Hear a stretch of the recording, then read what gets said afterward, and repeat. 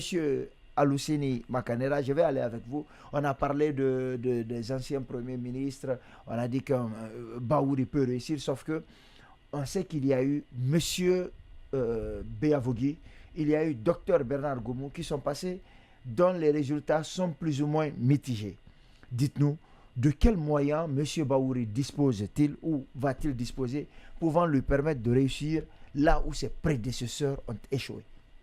Bon, je voudrais d'abord marquer un peu mon différend avec le docteur par rapport à la gestion des détenus politiques. Allez-y.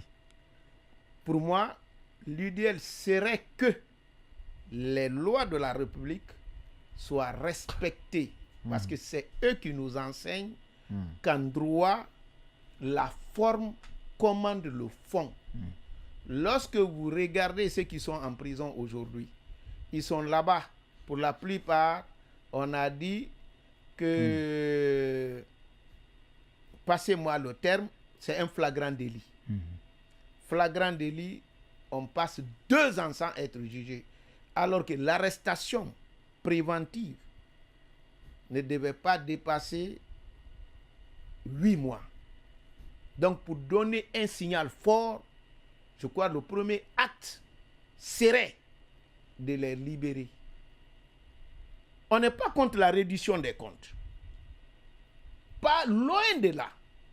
Mais on voudrait que la loi soit respectée.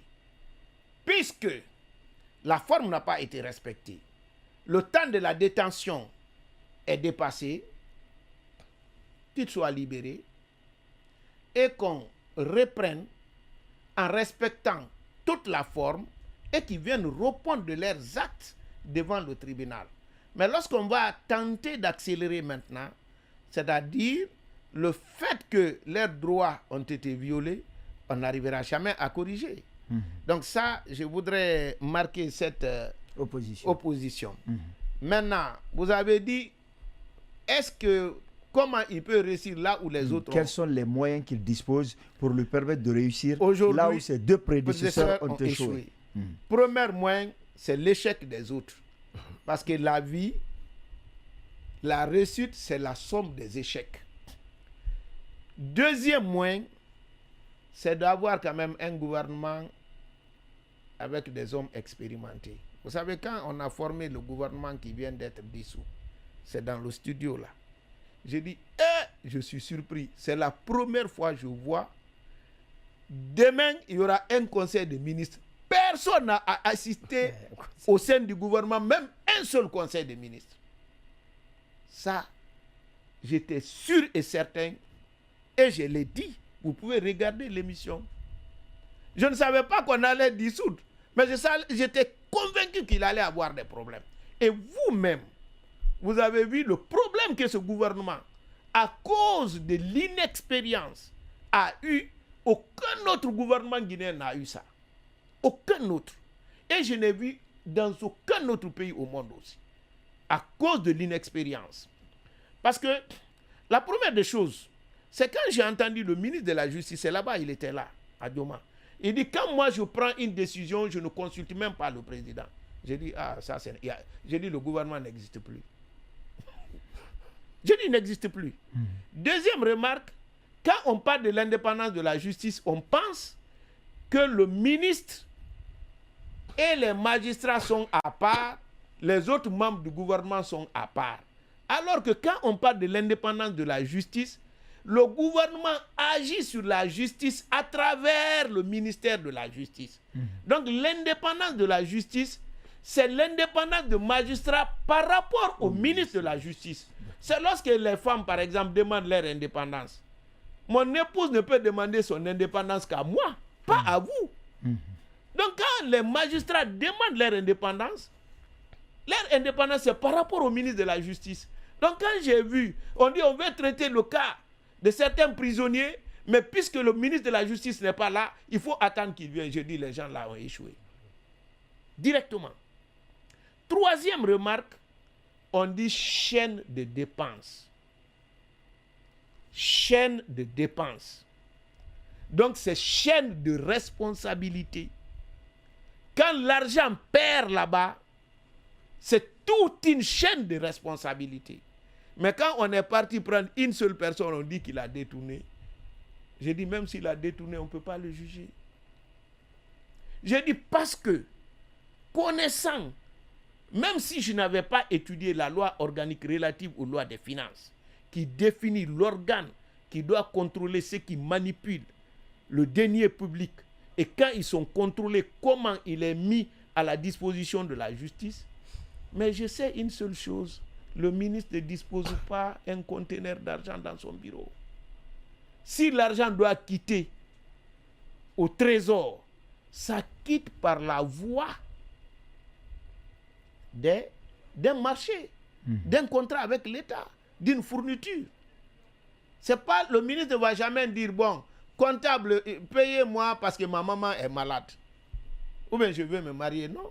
C'est-à-dire, on fera un contrat, on va signer, on va liquider, on va constater, quand on finit de constater que le travail est fait, on va dire maintenant, il faut payer. Oui. Maintenant, et on paye à un entrepreneur.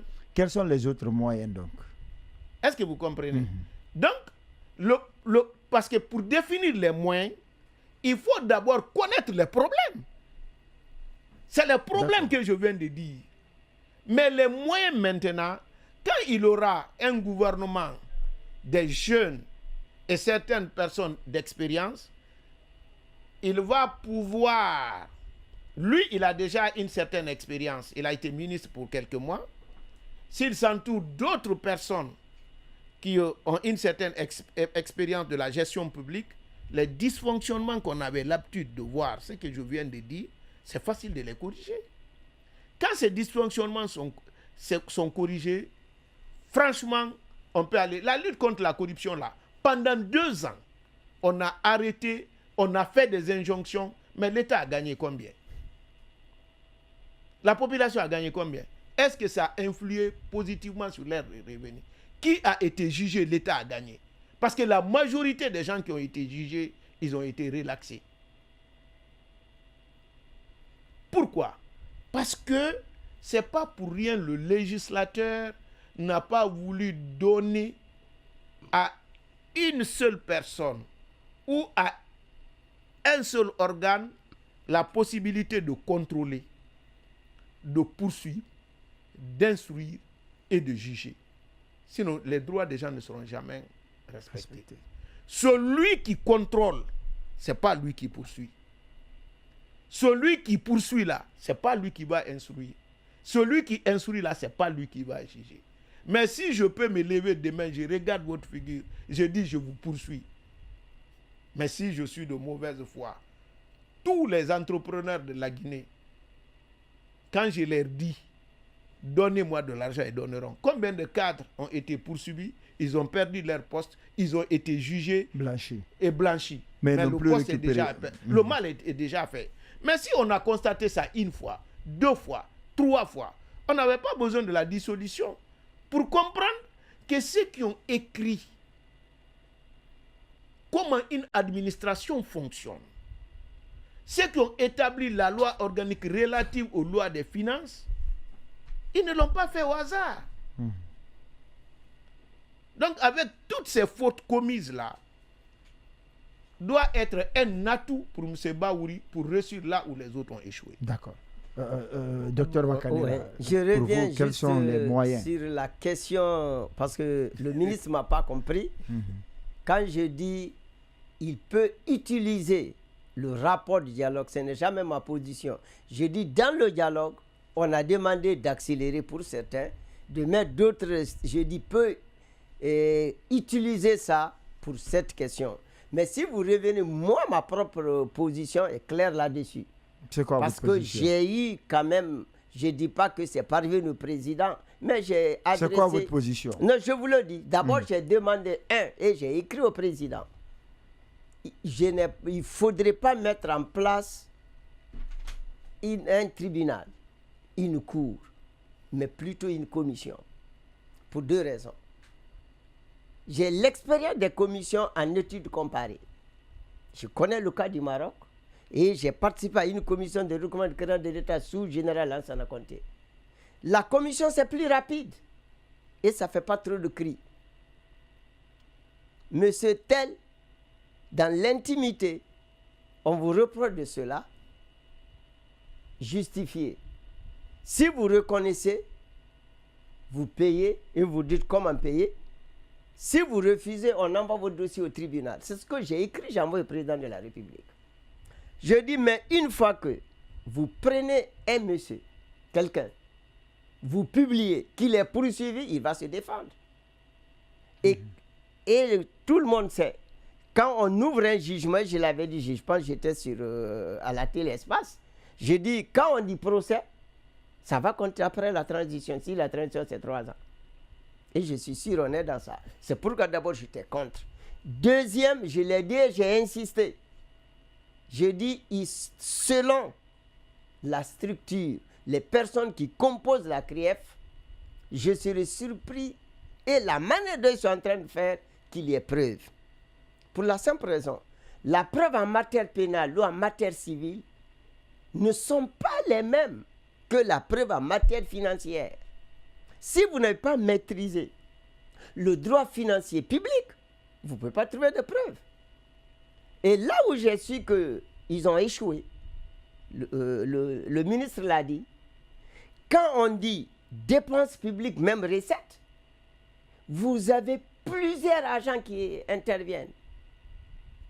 Avant l'engagement des dépenses, vous avez l'engagement, la liquidation, l'ordonnancement, l'intervention du contrôle financier, si c'est le marché public, le rôle de la personne responsable des marchés publics et le paiement. Le minimum, si l'un ne dit pas c'est bon, c'est une chaîne. Vous ne pouvez pas interpeller une seule personne. Et ils ont interpellé une seule personne. C'est pourquoi la loi, j'étais contre. Et jusqu'à maintenant, là, ma position est celle-là. On ne peut pas, dans une administration publique, arrêter seulement le DAF en laissant tous les autres, alors que la responsabilité est une chaîne. C'est la suite de l'autre que j'ai agi. C'est sa suite. C'est parce qu'il a dit c'est bon, moi j'ai continué. Ça, et après tu as continué. Si c'est pas bon, il faut nous réunir tous pour savoir où ça n'a pas marché. Mais en réalité, tel que ça a été mal compris, l'ordonnateur seul ne peut pas être poursuivi pour détournement. Pour la simple raison, le contrôleur financier a le droit de refuser son visa. Le contrôleur financier a le droit de refuser le visa à l'engagement, à l'ordonnancement d'un ordonnateur. Sans ce moment, s'il refuse, l'ordonnateur veut faire payer, c'est à ce niveau égal sa responsabilité, il fait réquisition du comptable. Il fait réquisition. Mais tu verras, les gens qui sont arrêtés n'ont jamais pris une réquisition. Parce que je n'ai jamais entendu ça parler qu'il y ait réquisition. Mais pourquoi ils sont poursuivis? Alors qu'ils ne peuvent être poursuivables si c'est seul sur la base des réquisitions. Donc je veux juste dire cette question. Je reviens sur rapidement, là j'ai dit les deux. Qu'est-ce que l'acteur premier ministre doit faire? C'est d'abord la formation.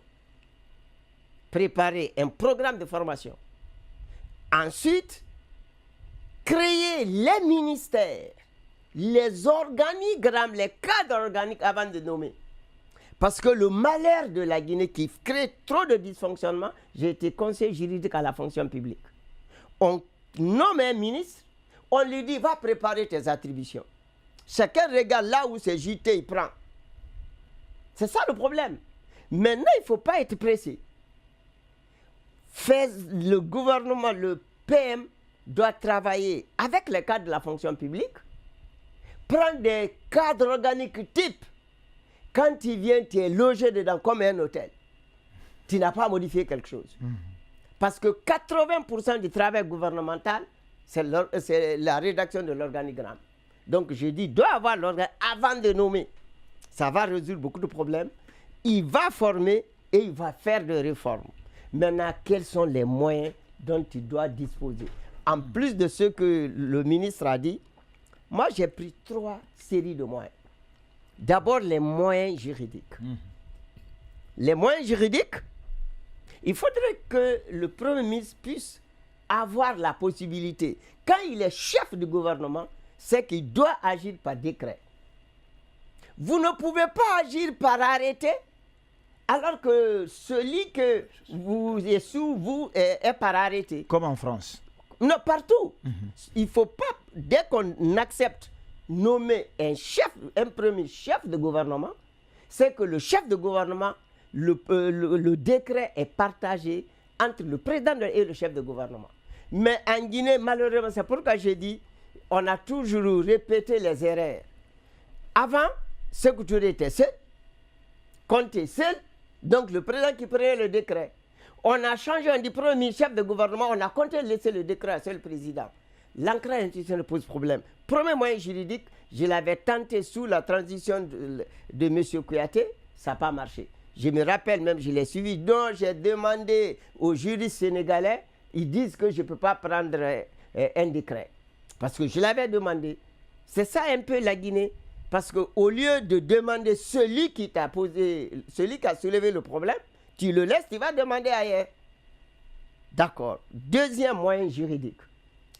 Réellement, quand vous regardez le fonctionnement de l'administration, il faudrait que le Premier ministre puisse avoir la possibilité le pouvoir de contrôle d'opportunité de certaines dépenses. Si on ne lui donne pas le pouvoir de contrôle d'opportunité de certaines dépenses, ça ne marchera pas. Je vous donne un exemple. Et je l'avais dit ici, je le répète juste. Moi, j'ai vu les 2 dernières années, des ministères, chaque année, c'est la rénovation. Mais vous savez ce que je dis. Et des contrats extraordinaires. On ne va pas dire tout le circuit financier, mais quand même qu'il y ait des dépenses. Il doit avoir ce contrôle d'opportunité. Et par rapport aux moyens humains, parce qu'il le faut, il faut qu'il y ait quand même des personnes qui ont un passé propre et certaines expériences. L'administration, c'est l'expérience d'abord. La moralité, l'expérience. Et le dernier élément comme critère pour moi, c'est qu'il faut que l'intéressé puisse adhérer à la décision qu'il exécute. D'accord. Enfin, c'est le dernier, il faut les moyens financiers et matériels. Parce que s'il n'y a pas l'argent, tout ce qu'on dit là, c'est rien.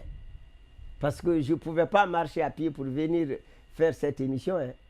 Kobaya, ici, je n'allais pas marcher à pied. Donc, financier, il faut que ça soit mis à sa disposition et qu'il peut avoir rien, parce qu'il y en a. Il suffit de faire l'ajustement budgétaire. On peut dégager le dividende de la réforme budgétaire pour sortir de l'argent. Je sais où il y a l'argent dans les grilles budgétaires, dans les lignes budgétaires. Je sais où c'est caché.